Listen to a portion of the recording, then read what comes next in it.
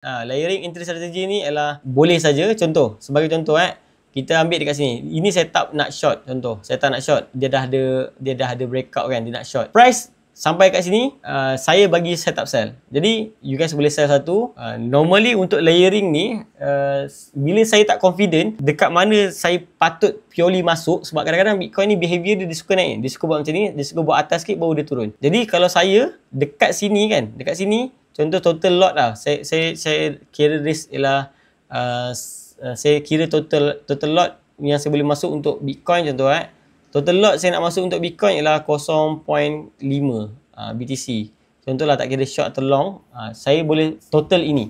Jawapannya lah untuk layering strategi, contoh setup tu saya tak berapa sure yang dia exactly akan masuk dekat situ.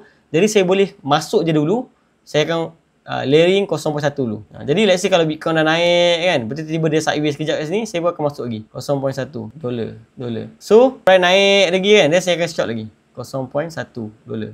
Ini maksud dia layering.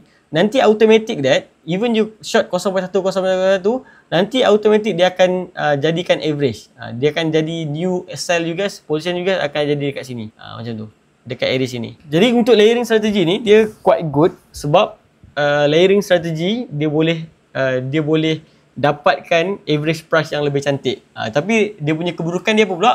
Keburukan dia ialah contoh, you tengok setup ni, saya nak buat layering lah. Tapi bila price sampai kat sini, contoh you masuk 0.1 je.